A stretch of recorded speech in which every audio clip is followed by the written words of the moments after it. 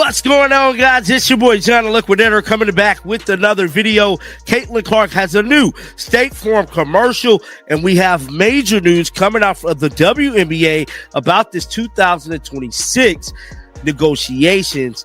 Guys, for this one here, we got to go all the way up to Indy. Let's get it. Let's go. Everybody is having a great day today, and on another episode of News You Could Use, I'm here to tell you, dog, none other than Caitlin Clark has dropped a new State Farm commercial. She has the WNBA just pulled what looks like a clever bait and switch, announcing a flashy $1 million max salary that, on closer inspection, is more illusion than reality. It feels like a last-ditch attempt to redirect attention from a league that's stumbling.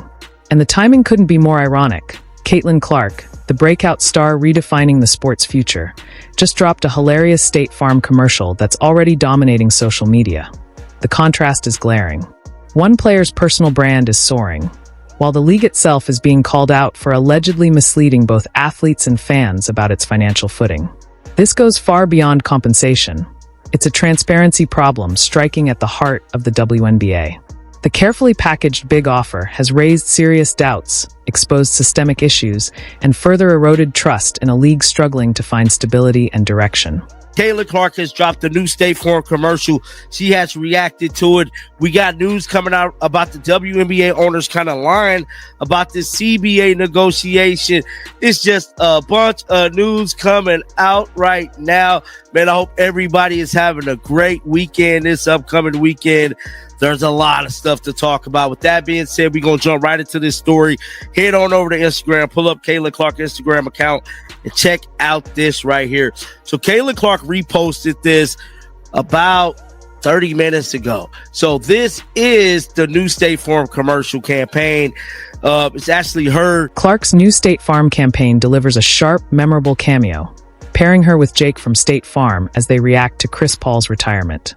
It's a clever, down-to-earth moment that spotlights her natural charisma far beyond the basketball court. This isn't just another endorsement. It's a full-fledged cultural milestone that cements her place as a global icon. Meanwhile, as the WNBA grapples with slipping viewership and ongoing internal turbulence, Clark continues to command national attention with ease. Her personal brand is rising so rapidly that it eclipses many of the league's own major initiatives. The commercial's instant virality underscores a powerful truth. She isn't just part of the conversation. She is the phenomenon driving it. Let's talk about the hottest story of the day, and that is the CBA negotiation, man. These things right here. But this story has broken the internet. I'm kind of missed reporting on it yesterday, so we're going to do a little catch-up time here, man.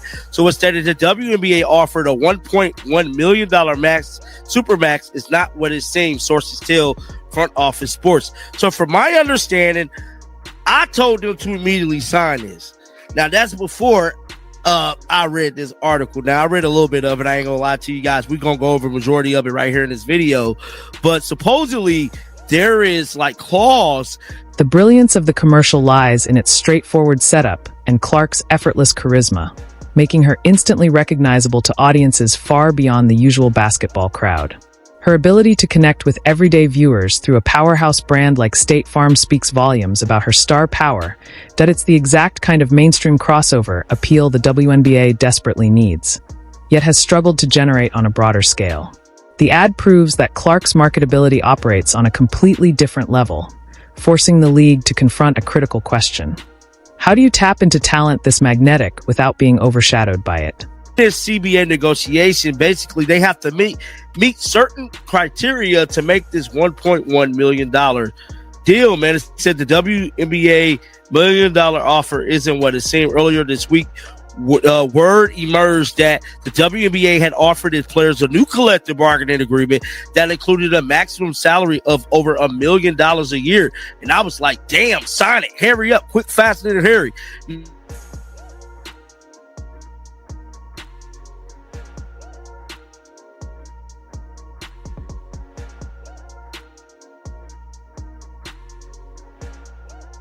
But behind the shine of Clark's skyrocketing fame, a far darker narrative is beginning to unfold for the WNBA. Reports surrounding the league's newly announced collective bargaining agreement, headlined by a supposed $1.1 million max salary, have taken a dramatic turn. According to individuals said to be familiar with the situation, the offer may not be what it initially appeared to be. This isn't being treated as a simple misunderstanding. It's being described as a potentially intentional misrepresentation, triggering frustration among players and reviving long-standing concerns about the league's transparency. What was presented as a bold, headline-grabbing million-dollar figure now looks more like a carefully engineered marketing tactic than a genuine financial commitment. Sources said under the league's offer, no player would sign a contract in 2026 with the base salary of $1.1 million.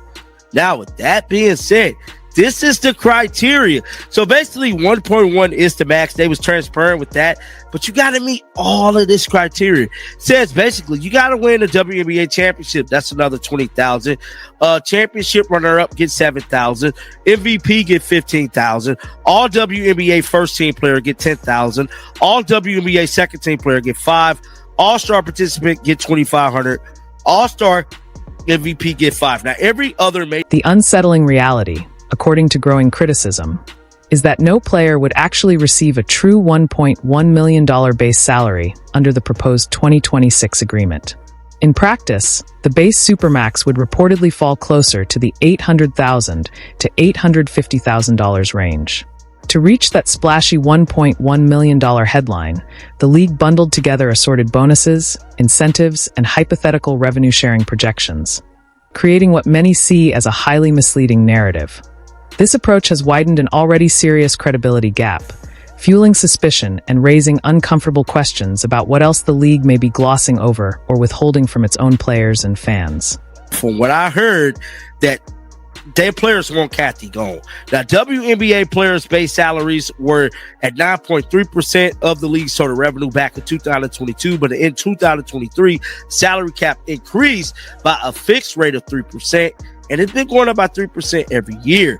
Now, let's scroll down a little bit. Now, it sounds good. And they can also have waved a big number in their face. Veteran guard Sophie Cunningham told Front Office Sport, but what happens when the business continues to go up? Now, I love Sophie with, a lot of grace.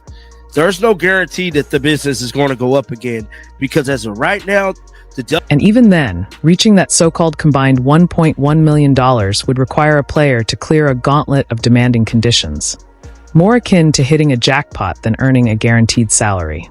Under the structure being criticized, a WNBA championship might add only about $20,000.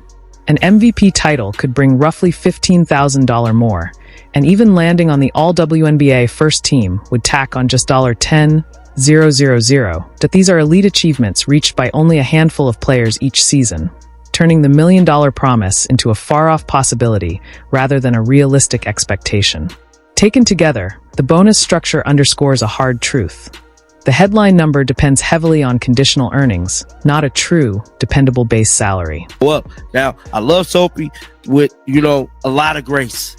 There's no guarantee that the business is going to go up again because as of right now, the WNBA has declined significantly. We all can agree on that. They have declined very bad. Look at the views. Look at everything that's surrounding the WNBA. Everything has declined, bro. They lied about the WNBA viewership numbers for the championship game.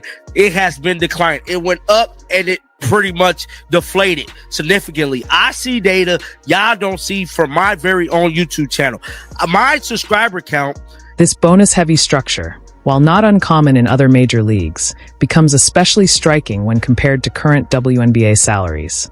For 2025, the Supermax sat at roughly $249,000, with the league minimum hovering around $66,000. Jumping from those figures to a potential $1.1 million sounds dramatic, but the path to that number is littered with performance-dependent incentives that few players will ever meet. It feels like a classic bait-and-switch, offering the illusion of massive earnings while the foundational pay remains modest for most athletes. And this gap between the marketed promise and the realistic paycheck underscores deeper structural problems the league has yet to address. Up and it pretty much deflated significantly. I see data y'all don't see from my very own YouTube channel. My subscriber count is in the negatives right now. It's in the negative. I have a negative subscriber influx because people is unsubscribing from my channel due to me covering the WNBA. Yes, I lose subscribers because of my WNBA videos. That's how bad once WNBA fans don't want to hear about it no more. Now, I'm the first content creator to come forth and say this because I'm pretty sure no one else is going to tell you that they're losing subscribers, and I'm pretty sure they are.